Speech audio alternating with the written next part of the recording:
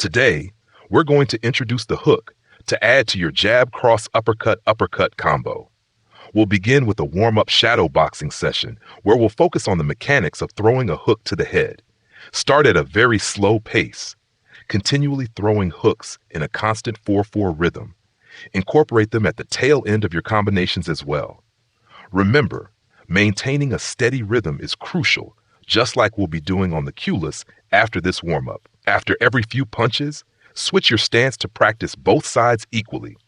When throwing a hook to the head, begin in your fighting stance with your feet shoulder-width apart and knees slightly bent. Your hands should be up, guarding your chin, with elbows tucked in close to your body. For a left hook, assuming an orthodox stance, shift your weight slightly onto your left foot. As you initiate the punch, rotate your hips and shoulders to the left, pivoting on the ball of your left foot. This rotation generates power from the ground up, engaging your legs, hips, and core muscles. Keep your elbow bent at about a 90-degree angle, and your forearm should be parallel to the floor. Your fist moves in a horizontal arc towards the target at head level. Make sure your wrist is straight to avoid injury, and your fist can be positioned with the palm facing down or slightly inward, whichever feels more comfortable and natural for you. The hook is not just an arm punch, it's the synchronization of your lower and upper body working together to deliver force efficiently. As you throw the hook, exhale sharply to engage your core further and maintain breath control. Your right hand should remain up by your chin, protecting your face throughout the movement. After the punch connects in your mind's eye, quickly return your left hand to the guard position to minimize openings in your defense.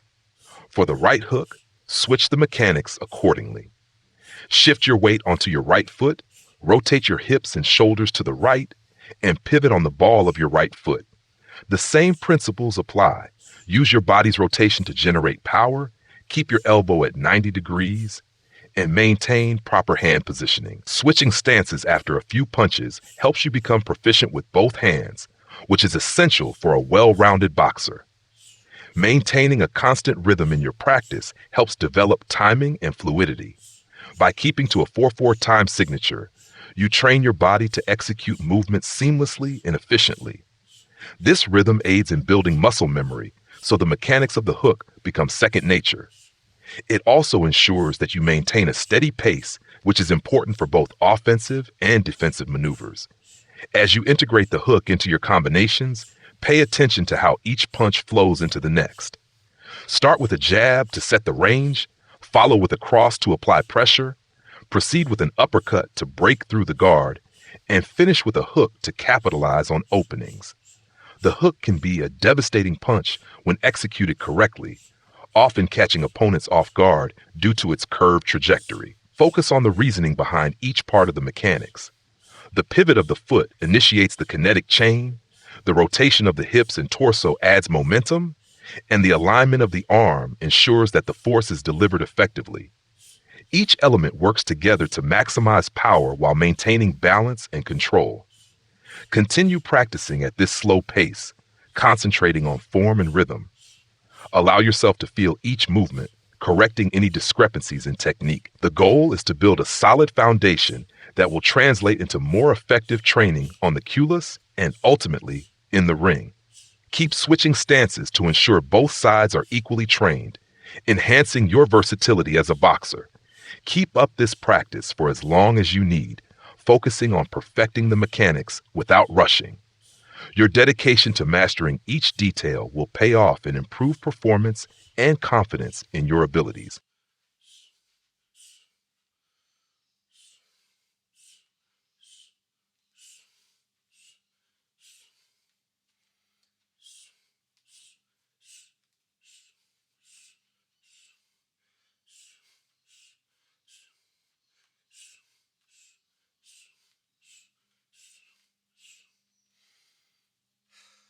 Now let's practice that on the Kewlus.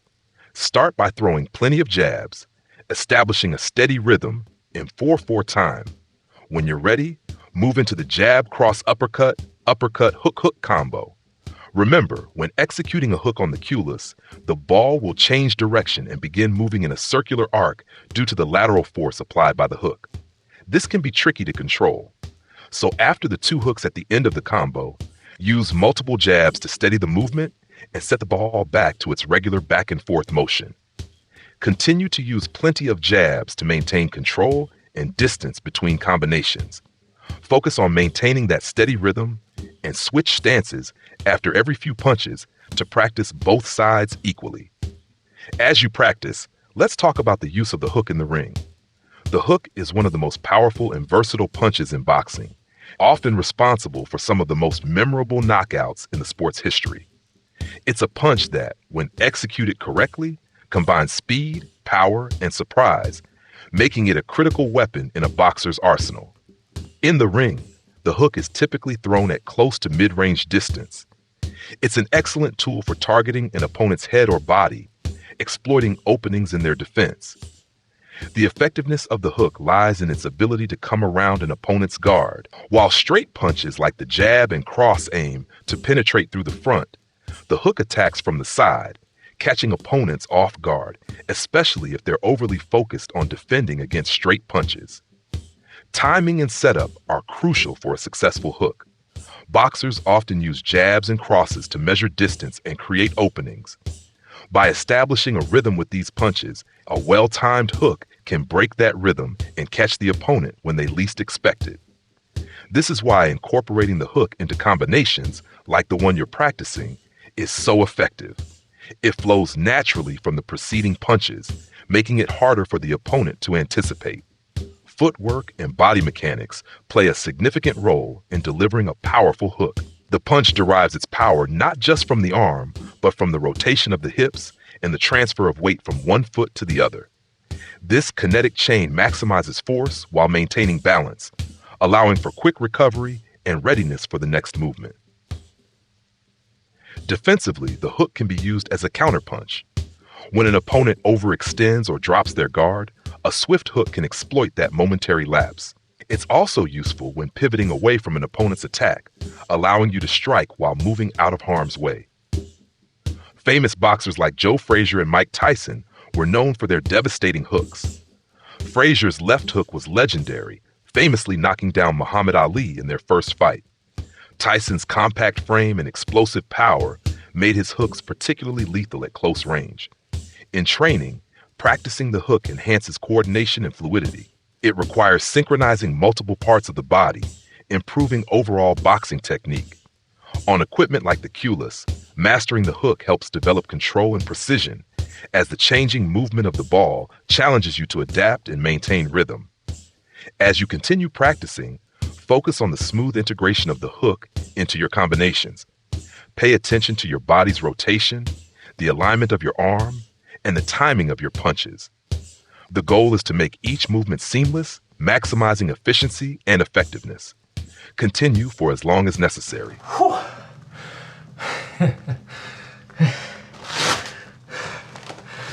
All right, well, it is a little bit tricky with the Kewlus, but have a go at it. And with time, with practice, you'll get the hang of it. It does tend to try, once you hit it with a hook, it starts spinning around. So the idea is trying to get it back into back and forth motion with jabs, or just to go into continuous hooks to practice that power delivery using your body, the motion, the pivotal motion of your body as for the force, rather than just hitting with a hand. So once the ball starts going around in a circular motion, that's your chance to just continue practicing those hooks, and then use the jab to steady the ball and get it back into a back and forth rhythm.